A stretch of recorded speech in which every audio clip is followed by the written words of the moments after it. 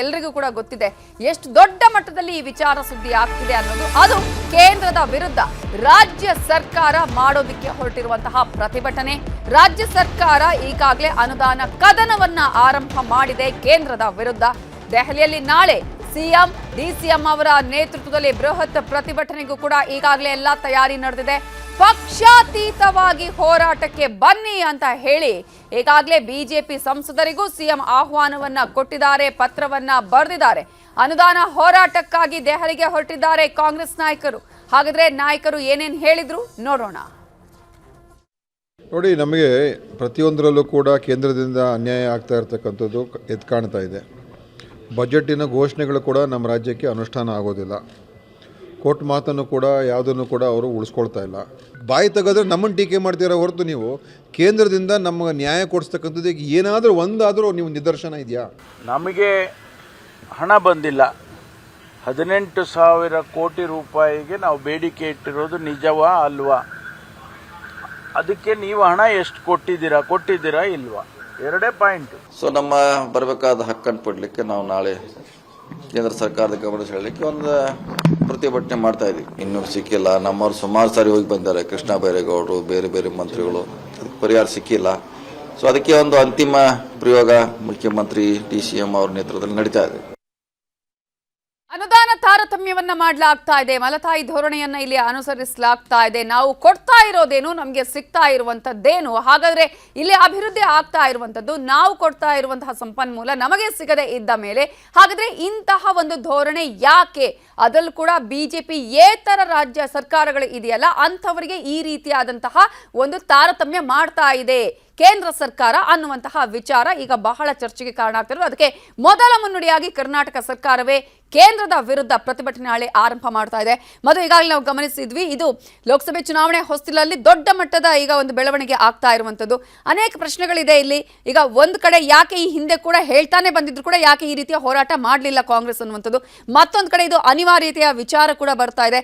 ಮತ್ತೊಂದು ಕಡೆ ಇದು ಉತ್ತರ ವರ್ಸಸ್ ದಕ್ಷಿಣ ಅಂತ ಆಗ್ತಾ ಇದೆಯಾ, ಮುನ್ನುಡಿ ಆಗ್ತಾ ಇದೆಯಾ ಹೋರಾಟಕ್ಕೆ? ನವಿತಾ, ಸಹಜವಾಗಿ ಇಲ್ಲಿ ರಾಜಕೀಯ ಉದ್ದೇಶವೂ ಇದೆ, ಆರ್ಥಿಕ ಉದ್ದೇಶವೂ ಇದೆ. ರಾಜಕೀಯವಾಗಿ ಹೇಗೆ ಏನು ನಮ್ಮ ಸಂಪದ್ಭರಿತ ದಕ್ಷಿಣದ ರಾಜ್ಯಗಳ ಸಂಪತ್ತನ್ನು ತೆಗೆದುಕೊಂಡು ಹೋಗಿ ಉತ್ತರದ ರಾಜ್ಯಗಳ ಅಭಿವೃದ್ಧಿ ಮಾಡಲನ್ನು ತೋರಿಸಿ ನೀವು ಹಿಂದಿ ಬೆಲ್ಟಲ್ಲಿ ಅತಿ ಹೆಚ್ಚು ಸ್ಥಾನಗಳನ್ನು ಗೆದ್ದು ಮತ್ತೆ ನಮ್ಮ ಮೇಲೆ ಸವಾರಿ ಮಾಡ್ತೀರಾ ಅನ್ನುವಂಥದ್ದು ಇವರು ಬಿಲ್ಡ್ ಮಾಡಲಿಕ್ಕೆ ಹೊರಟಿರುವಂಥ ನರೇಟಿವ್. ಅದರ ಹೊರತಾಗಿ ನೀವು ಓಕೆ, ನಾವು UPA ಟೈಮಲ್ಲಿ ಕಡಿಮೆ ಅಮೌಂಟನ್ನು ಏನು ಡೆವಲ್ಯೂಷನ್ ಇತ್ತು, ಈಗ ನಾವು ಜಾಸ್ತಿ ಅನುದಾನ ಹಂಚಿಕೆಯನ್ನು ಮಾಡಿದ್ದೀವಿ ಅಂತ BJP ಅವರು ಏನು ಕೌಂಟರ್ ಕೊಡ್ತಾ ಇದ್ದಾರಲ್ಲ, ಆವಾಗ ಮೈನಸ್ GST ಹೇಗೆ ನೀವು ಕೌಂಟ್ ಮಾಡಲಿಕ್ಕೆ ಸಾಧ್ಯ? NDA ಈಗ ಏನು ಮೋದಿಯವರ ಆಡಳಿತಾವಧಿ ಇದೆ 10 ವರ್ಷ, ಅದರಲ್ಲಿ GST ಕಲೆಕ್ಷನ್ ಹೇಗಿದೆ? ಇಂಟ್ರಮ್ ಬಜೆಟ್ 18-19ರಲ್ಲಿ 24 ಲಕ್ಷ ಕೋಟಿ ಇದ್ದಿದ್ದು ಇವಾಗ 23-24ರಲ್ಲಿ ಅಥವಾ 24-25ರ ಒಂದು ಏನು ಲೆಕ್ಕಾಚಾರದಲ್ಲಿ 45 ಲಕ್ಷ ಕೋಟಿ ಏನಿದೆ. ಸೊ ಈ ಒಂದು ಗಾತ್ರವೂ ಕೂಡ ಜಾಸ್ತಿ ಆಗಿರೋದ್ರಿಂದ ಸಹಜವಾಗಿ ನಮ್ಮ ಸಂಗ್ರಹ ಮತ್ತು ನಮ್ಮ ಆದಾಯದ ಮೂಲ ನಿಮಗೆ ಹೆಚ್ಚಾಗಿದೆ. ಈ ಹಿನ್ನೆಲೆಯಲ್ಲಿ ವಾಪಸ್ ನಮಗೆ ಹಂಚಿಕೆಯನ್ನು ಸರಿಯಾಗಿ ಸಮರ್ಪಕವಾಗಿ ಮಾಡಿ ಅಂತ. ಆದರೆ ನಿನ್ನೆ ಅಷ್ಟೇ ನಿರ್ಮಲಾ ಸೀತಾರಾಮನ್ ಹೇಳಿದ್ರು 6 ತಿಂಗಳವರೆಗೂ ಕೂಡ ಸೈಲೆಂಟ್ ಆಗಿದ್ರಿ, ಸಡನ್ ಆಗಿ ಉದ್ಭವ ಆಗಿದ್ದು ಹೇಗೆ? ನೀವು ಯಾವುದಕ್ಕೆ ಏನು ಅನುದಾನವನ್ನು ಹಂಚಿಕೆ ಅಥವಾ ವಿನಿಯೋಗ ಮಾಡಬಾರ್ದಾಗಿತ್ತು ಅಂಥದಕ್ಕೆಲ್ಲ ವಿನಿಯೋಗ ಮಾಡಿ ಈ ಒಂದು ಕುತ್ತಿಗೆಗೆ ತಂದುಕೊಂಡಿದ್ದೀರಾ. ಇನ್ ದ ಸೆನ್ಸ್ ಅವರು ಗ್ಯಾರಂಟಿ ಅನ್ನೋ ಹೆಸರನ್ನು ಹೇಳಿಲ್ಲ, ಆದರೆ ಅವರ ಮಾತಿನ ಉದ್ದೇಶ ನೇರವಾಗಿ ಗ್ಯಾರಂಟಿ ಸ್ಕೀಮ್ಗಳದ್ದೇ ಆಗಿತ್ತು. ಅದನ್ನು ಬಿಟ್ಟು ಈಗ ನೀವು ನಮ್ಮ ಮೇಲೆ ಕೇಂದ್ರಕ್ಕೆ ಗೂಬೆ ಕೊಡಿಸುವಂಥ ಪ್ರಯತ್ನವನ್ನು ಮಾಡ್ತಾ ಇದ್ದೀರಾ. ಆದರೆ ಈ ಒಂದು ಹಣಕಾಸು ಹಂಚಿಕೆ ಅಥವಾ ಅನುದಾನ ಹಂಚಿಕೆಯ ವಿಚಾರದಲ್ಲಿ ನನ್ನ ಇಲಾಖೆಯ ಯಾವುದೇ ಪಾತ್ರ ಇಲ್ಲ. ಇದು 15ನೇ ಹಣಕಾಸು ಆಯೋಗ ಏನು ಸ್ಟ್ಯಾಂಡರ್ಡ್ ಅನ್ನು ಸೆಟ್ ಮಾಡಿದೆ, ಪ್ರಿನ್ಸಿಪಲ್ ಅನ್ನು ಸೆಟ್ ಮಾಡಿದೆ, ಅದ್ರ ಮೂಲಕ ಕೊಡ್ತಾ ಇದೀವಿ ಅಂತ.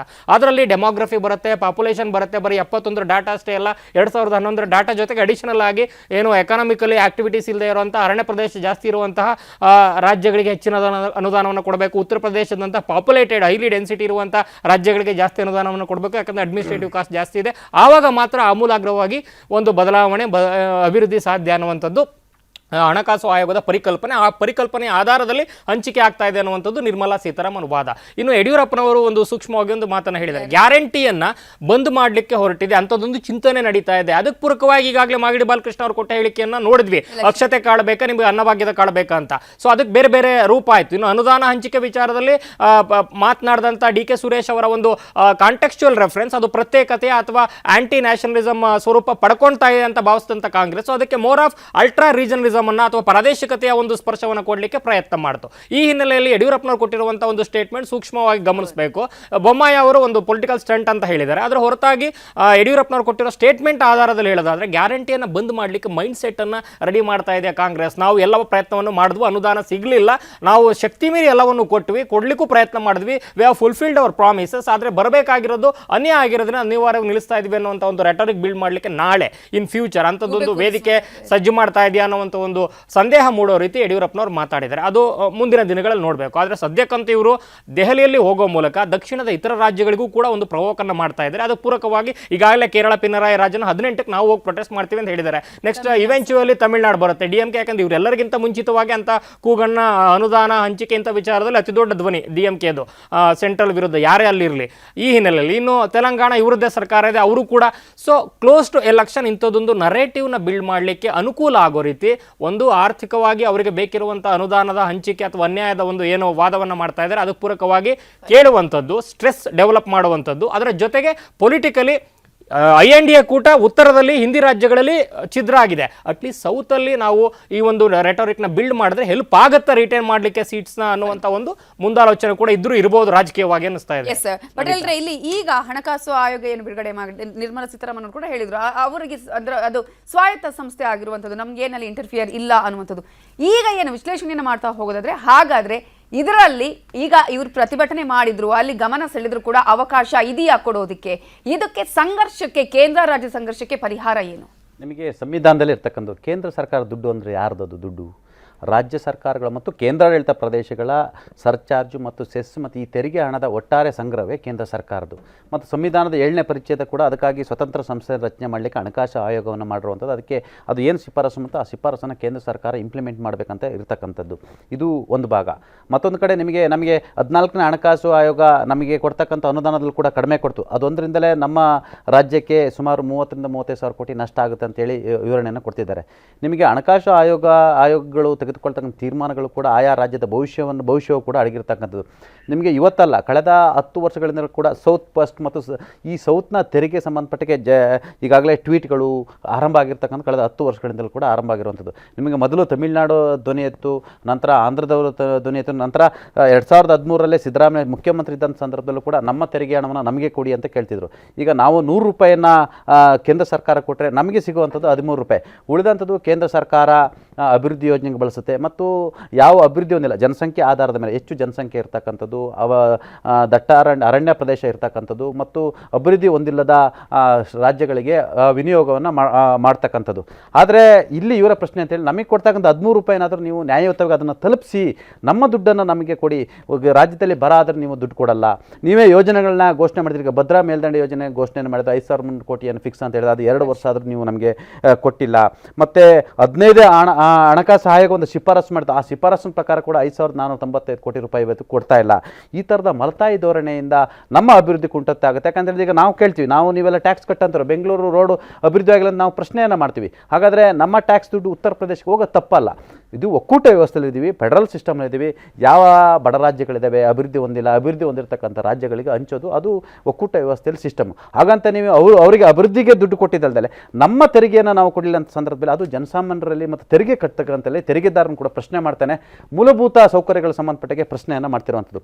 ಇದೀಗ ನಿಮಗೆ ಗೊತ್ತಿರಲಿ, ಮೊದಲ ಬಾರಿಗೆ ಇಡೀ ಒಂದು ಸರ್ಕಾರ ಕೇಂದ್ರ ಸರ್ಕಾರದ ವಿರುದ್ಧ ಜಂತರ್ ಮಂತರ್ನಲ್ಲಿ ನನ್ನ ತೆರಿಗೆ ನನ್ನ ಹಕ್ಕು ಅಂತ ಹೇಳಿ ಹೋರಾಟಕ್ಕೆ ಇಳಿದಿರ್ತಕ್ಕಂಥದ್ದು. ಇದು ಒಕ್ಕೂಟ ವ್ಯವಸ್ಥೆಯಲ್ಲಿ ಬಹುಶಃ ಕೇಂದ್ರ ಮತ್ತು ರಾಜ್ಯ ಸರ್ಕಾರಗಳ ನಡುವಿನ ಇದು ರಾಜಕೀಯ ಸಂಘರ್ಷಕ್ಕೆ ಎಡೆ ಮಾಡೋ ಸಾಧ್ಯತೆ ಬಹುತೇಕ ನಿಚ್ಚಳಾಗಿರುವಂಥದ್ದು. ಮಧು ಹೇಳಿದರು, ನಿಮಗೀಗ ಕೇರಳದವರು ಅನೌನ್ಸ್ ಮಾಡಿದ್ರು 18th ನಾವು ಮಾಡ್ತೀವಿ ಅಂತೇಳಿ, ತಮಿಳುನಾಡು ಮಾಡುವಂಥದ್ದು, ತೆಲಂಗಾಣ ಮಾಡುವಂಥದ್ದು. ಈಗಾಗಲೇ ನಿಮಗೆ ವೆಸ್ಟ್ ಬೆಂಗಾಲ್ ಮುಖ್ಯಮಂತ್ರಿ ಕೂಡ ಈಗಾಗಲೇ ಅಲ್ಲೇ ಪ್ರೊಟೆಸ್ಟನ್ನು ಮಾಡ್ತಿರೋ, ಅವರೆಲ್ಲರೂ ಕೂಡ ಬೀದಿಗಿಳಿತಾರೆ. ಅಂಥ ಸಂದರ್ಭದಲ್ಲಿ ನಿಮಗೆ ದೇಶದಲ್ಲಿ ಒಕ್ಕೂಟ ವ್ಯವಸ್ಥೆಯಲ್ಲಿ ಕೇಂದ್ರ ಮತ್ತು ರಾಜ್ಯ ಸರ್ಕಾರಗಳ ನಡುವೆ ಸಂಘರ್ಷ ಉಂಟಾದರೆ ಅಲ್ಲಿರ್ತಕ್ಕಂಥ ಆ ಸಂಘರ್ಷ ಬೇರೆಯ ಸ್ವರೂಪ ಪಡೆಯುವ ಸಾಧ್ಯತೆ ಇರ್ತಕ್ಕಂಥದ್ದು. ನಿಮಗೆ ಭಾರತೀಯ ಜನತಾ ಪಕ್ಷ ಸರ್ಕಾರ ಇದೆ, ಇಲ್ಲಿ ಕಾಂಗ್ರೆಸ್ ಸರ್ಕಾರ ಇದೆ. ಭಾರತೀಯ ಜನತಾ ಪಕ್ಷ ಸರ್ಕಾರ ಇದೆ, ಅಲ್ಲಿ CPMನ ಸರ್ಕಾರ ಇರ್ತಕ್ಕಂಥದ್ದು. ಭಾರತೀಯ ಜನತಾ ಪಕ್ಷ ಸರ್ಕಾರ ಕೇಂದ್ರದಲ್ಲಿದ್ದು ಅಲ್ಲಿ DMK ಸರ್ಕಾರ ಇರ್ತಕ್ಕಂಥದ್ದು. ಇಂಥ ಸಂದರ್ಭದಲ್ಲಿ ಹಂಗಂದರೆ ಏನು ಭಾರತೀಯ ಜನತಾ ಪಕ್ಷ ಸರ್ಕಾರಗಳಿದ್ರೆ ಮಾತ್ರ ಅವರು ಅನುದಾನವನ್ನು ಕೊಡ್ತಾರೆ, ಹಾಗಾದರೆ ಬೇರೆ ಸರ್ಕಾರಗಳಿದ್ರೆ ಅವರು ಸಹಿಸಲ್ಲ ಎಂಬ ಒಂದು ಮನೋಭಾವನೆ ಸೃಷ್ಟಿಯಾಗುತ್ತೆ.